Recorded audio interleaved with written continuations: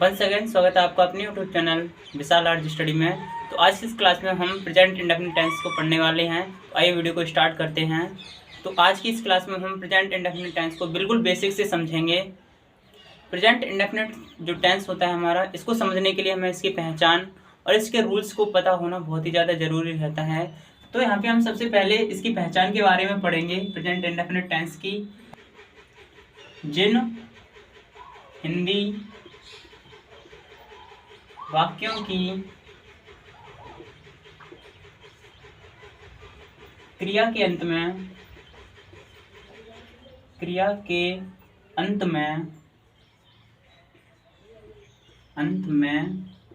ता है, ती है, ते हैं, ताहू आदि शब्द आते हैं। आदि शब्द आते हैं।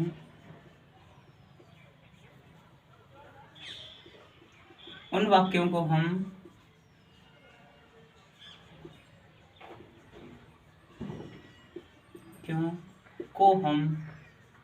प्रेजेंट इंडेफिनिट टेंस कहते हैं।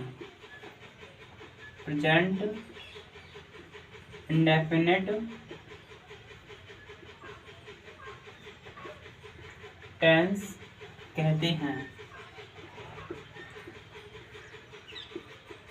तो इसमें क्या है, अगर कोई भी सेंटेंस हमें दिया होगा और इसकी अगर क्रिया के अंत में ता है, ती है, ते हैं, ताहू, अगर ये शब्द क्रिया के अंत में जुड़े हुए हैं तो वो सेंटेंस हमारा प्रेजेंट इंडेफिनिट टेंस का होता है। एग्जाम्पल के तौर पे आप देख सकते हैं, यह एक छाता है। अब इसके अंत में भी जुड़ा है ता है, लेकिन ये प्रेजेंट इंडेफिनिट टेंस का सेंटेंस नहीं है, क्योंकि यह एक छाता है। यह छाता क्या चीज है, एक ऑब्जेक्ट का यहाँ पे काम कर रहा है। तो यहाँ पे छाता यानी कि किसी भी ऑब्जेक्ट में अगर ता है, ती है जुड़ा होगा तो वो हमारा सेंटेंस प्रेजेंट इंडेफिनिट का नहीं होता है। सिर्फ और सिर्फ उसकी क्रिया के अंत में जुड़ा होना चाहिए। जैसे कि अब यहाँ पे एग्जाम्पल हम इसका लेते हैं, तो ये वाला सेंटेंस हमारा प्रेजेंट इंडेफिनिट टेंस का नहीं है। अब इसका एग्जाम्पल देखते हैं। राम बाजार जाता है। राम बाजार जाता है। जाता है।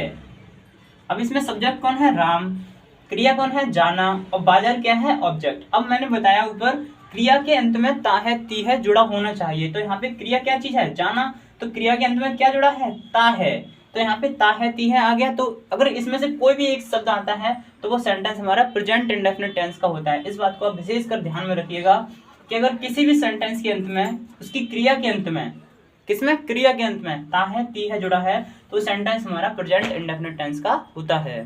तो सबसे पहला जो सेंटेंस हमारा होता है अफर्मेटिव सेंटेंस। अफर्मेटिव सेंटेंस यानी कि सकारात्मक वाक्य, यानी कि जो सिंपल सेंटेंस होते हैं उसे हम अफर्मेटिव सेंटेंस कहते हैं। अब ये अफर्मेटिव सेंटेंस को हम किस तरह से बनाते हैं, उसके रूल्स को हम यहाँ पे पढ़ेंगे। तो यहाँ पे रूल नंबर फर्स्ट है, कर्ता एक वचन है, एक वचन है तो क्रिया में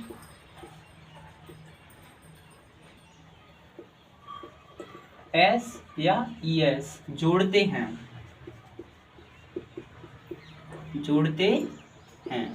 अगर सब्जेक्ट सिंगुलर है तो क्रिया में एस या ईएस लगाते हैं।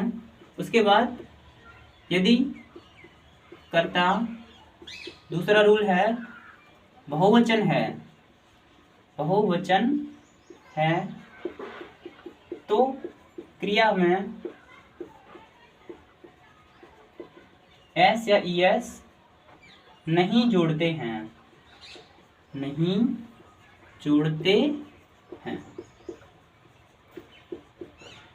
अब यहाँ पे दो चीज हैं, अगर सब्जेक्ट एक वचन और बहुवचन। अगर सब्जेक्ट हमारा सिंगुलर है तो क्रिया में एस या ईएस जोड़ना है। अगर सब्जेक्ट प्लूरल है तो क्रिया में एस या ईएस नहीं जोड़ना है। इसका जो रूल रहता है, सबसे पहले सब्जेक्ट प्लस वर्ब की फर्स्ट फॉर्म फर्स्ट फॉर्म में एस या E S plus object. Example, Radha खाना पकाती है। और यहाँ पे राधा कौन है? सिंगुलर। तो सबसे पहले इसे सब्जेक्ट कौन है? राधा। तो राधा, और राधा में आर हमेशा कैपिटल बनेगा। फिर उसके बाद सब्जेक्ट और फिर वर्ब। अब वर्ब क्या है? पकाना। अब पकाना को क्या कहते हैं? Cook, COOK। अब इसमें एस या एस जुड़ेगा क्योंकि सब्जेक्ट सिंगुलर है। अब इसमें हमें यह पता करना होगा कि इसमें एस जुड़ेगा या ई एस। ये अक्षर किसी भी शब्द के अंत में है तो उसमें हमें क्या जोड़ना रहता है? ई एस लगानी है। अगर इनमें से कोई भी अक्षर नहीं है तो फिर हम वहां पे एस जोड़ेंगे। तो यहाँ पे कुक, यानी कि इनमें से कोई अक्षर नहीं है तो यहाँ पे क्या लगेगा? एस लगेगा। राधा कुक्स खाना, फिर उसके बाद ऑब्जेक्ट कौन है? खाना, कुक्स द फूड। इस तरह से ये सेंटेंस हमें बनाना रहता है। एक और एग्जांपल, हम स्कूल जाते हैं। अब यहाँ पे हम बहुवचन है तो हम की स्पेलिंग बी। स्कूल जाते हैं, जाना क्या है? क्रिया। अब जाना की क्या कहते हैं? गो। अब बहुवचन है तो यहाँ पे एस या यस नहीं लगेगा। फिर उसके बाद स्कूल, टू स्कूल, SCHOOL। तो वी गो टू स्कूल, हम स्कूल जाते हैं। इसके बाद देखते हैं हम नेगेटिव सेंटेंस का रूल। नेगेटिव सेंटेंस में क्या होता है? नहीं जुड़ा होता है, यानी कि एक वचनकर्ता के साथ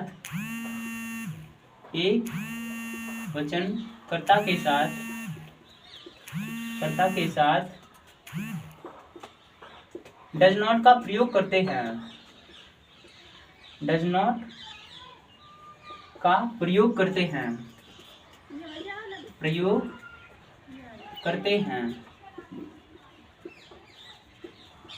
अगर सब्जेक्ट एक वचन है तो हम डज नॉट का प्रयोग करते हैं। उसके बाद बहुवचनकर्ता के साथ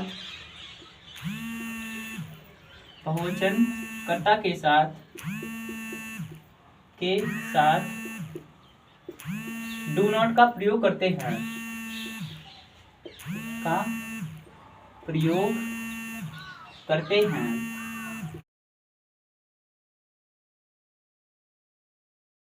अब यहाँ पे इसका रूल्स देखते हैं। तो रूल में क्या होता है? सबसे पहले सब्जेक्ट प्लस डू या does plus not plus verb की फर्स्ट फॉर्म प्लस ऑब्जेक्ट, यानी कि सब्जेक्ट सिंगुलर है तो डज नॉट, प्लूरल है तो डू नॉट का प्रयोग करेंगे। एग्जाम्पल, मोहन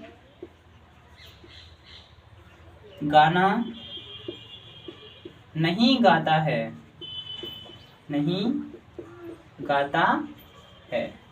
सबसे पहले सब्जेक्ट कौन है? मोहन।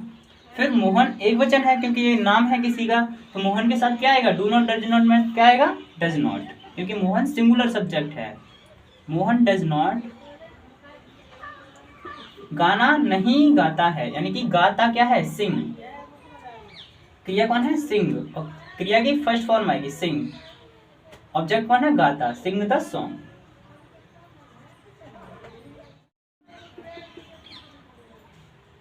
वे किताबें नहीं पढ़ते हैं।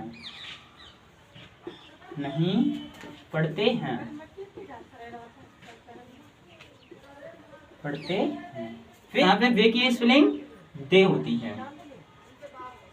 आई वी यू दे हमारे प्लूरल होते हैं तो दे यहाँ पे क्या है? प्लूरल। उसके साथ हमारा क्या आएगा? डू नॉट, डज नॉट में से डू नॉट आएगा यहाँ पे। तो दे डू नॉट, पढ़ना को क्या कहते हैं? रीड, क्रिया है रीड, और किताब है बुक्स। रूल नंबर फर्स्ट हमारा है, अगर प्रश्नवाचक शब्द क्या, कौन सा, केवल क्या शब्द अगर वाक्य के सबसे पहले जुड़ा हुआ है तो उसके लिए हमें रूल एक पता होना चाहिए।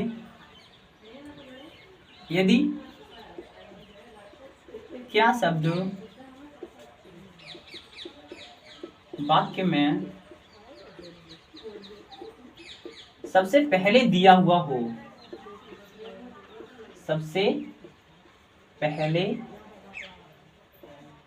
दिया हुआ हो, दिया हुआ हो, तो यहाँ पे इसका रूल होता है सबसे पहले हमें इसमें डू या डज लगाना रहेगा, प्लस डू या डज के बाद सब्जेक्ट,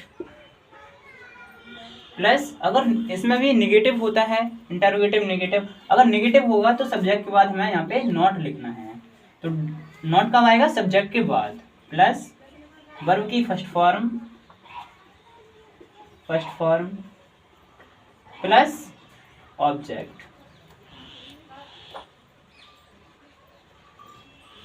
प्लस ऑब्जेक्ट। ठीक है, अब इसका एग्जांपल देखते हैं।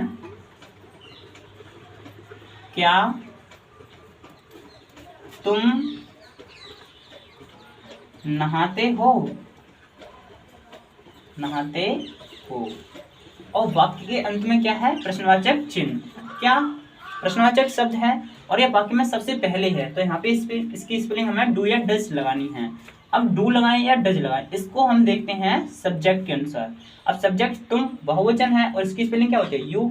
अब यू जब बहुवचन है तो हमें क्या लगाना है, डू, तो यहाँ पे डू, फिर उसके बाद सब्जेक्ट कौन है, तुम, यू। इसमें नहीं जुड़ा नहीं है तो हम यहाँ पे नहीं की स्पेलिंग नॉट नहीं लगाएंगे। उसके बाद वर्ब की फर्स्ट फॉर्म, अब वर्ब क्या है, नहाना, नहाना को क्या कहते हैं, बाथ।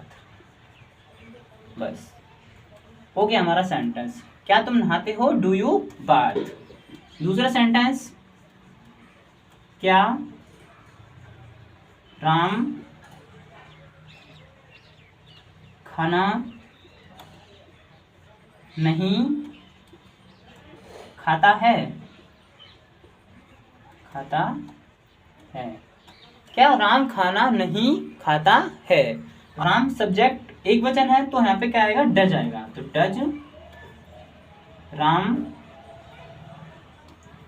उसके बाद निगेटिव, निगेटिव भी है, इंटरोगेटिव निगेटिव, तो उसके बाद हमें सब्जेक्ट के बाद नोट लगाना है। उसके बाद वर्ब कौन है, खाता, ईट, खाना, द फूड, और लास्ट में प्रश्नवाचक चिन्ह जरूर जोड़ना है। तो क्या राम खाना नहीं खाता है, तो इसको क्या बनाएंगे, does Ram not eat the food. तो इस तरह से हम इंटरोगेटिव सेंटेंस को बनाते हैं। इसके बाद दूसरा जो इंटरोगेटिव सेंटेंस हमारा दे रखा होता है उसमें क्या रहता है, अगर कोई प्रश्नवाचक शब्द वाक्य के बीच में जुड़ा हुआ है तो उसे हमें कैसे बनाना है। इसके बाद हमारा जो दूसरा सेंटेंस रहता है इंटरोगेटिव सेंटेंस का ही, अगर इसमें क्या होता है, प्रश्नवाचक शब्द क्या, क्यों, कौन, कब, कहाँ, कैसे अगर वाक्य के बीच में जुड़े हुए हैं तो उसको बनाने का जो रूल रहता है वो रहता है बिल्कुल सेम वही रूल रहता है, बस उसकी अंग्रेजी हमें सबसे पहले उठा के लगा देनी है, फिर उसके बाद सेम वही रूल रहेगा। तो सबसे पहले हमें क्या करना है, to H word plus do या डज,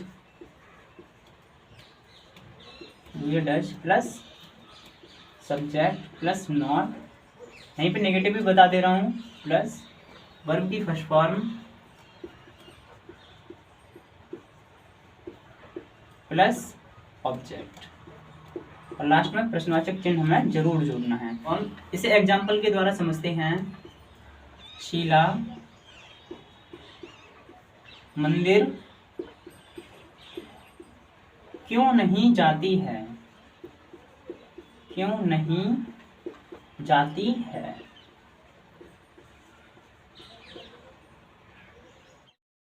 अब यहाँ पे क्यों प्रश्नवाचक शब्द वाक्य के बीच में जुड़ा हुआ है, तो इसके लिए जो रूल रहता है उसकी अंग्रेजी हमें सबसे पहले उठा के लगानी है। क्यों की अंग्रेजी होती है वाई, इसे बनाते हैं वाई, और डब्ल्यू यहाँ पे कैपिटल शब्द बनाना है, कैपिटल अक्षर। उसके बाद शीला सब्जेक्ट क्या है, सिंगुलर है, तो यहाँ पे क्या लगाना है, डज, वाई डज, फिर सब्जेक्ट कौन है, शीला। अब यहाँ पे शीला में एस कैपिटल बनेगा क्योंकि है एक प्रॉपर नाउन है, प्रॉपर नाउन हमेशा कैपिटल लेटर से लिखे जाते हैं। वाई डज शीला, फिर उसके बाद नॉट गो टू टेम्पल, प्रश्नवाचक चिन्ह। तो शीला मंदिर क्यों नहीं जाती है? Why does Sheela not go to temple? तो यहाँ पे मैंने पीछे कुछ सेंटेंस को लिख दिया है जिसको आपको प्रैक्टिस करना है, और इसमें से आपको किसी की भी स्पेलिंग नहीं समझ में आती है तो आप हमसे कमेंट करके पूछिएगा। यहाँ पे मैंने 5 सेंटेंस को दिया है, आप इन्हें एक बार बनाइएगा और आप खुद से प्रैक्टिस करिएगा, क्योंकि practice makes a man perfect. जब तक आप किसी भी चीज़ की प्रैक्टिस नहीं करेंगे आपको कोई भी चीज़ नहीं आएगी। तो यहाँ पे आप इसको प्रैक्टिस करके देखिएगा, और आपके पास जो भी बुक है आप उसके सारे सेंटेंस को लगा के देखिएगा। अगर आपको कोई भी सेंटेंस डाउट है तो आप मुझे कमेंट करके पूछ सकते हैं, और आपको अगर इसमें से कोई भी स्पेलिंग नहीं आ रही है तो आप मुझे कमेंट करके बताइएगा, मैं उसकी स्पेलिंग बता दूंगा। तो आप सबसे पहले इसका स्क्रीनशॉट ले लीजिएगा। तो फिर मिलते हैं अब आपको नेक्स्ट वीडियो में, तब तक के लिए धन्यवाद। जय हिंद, जय भारत।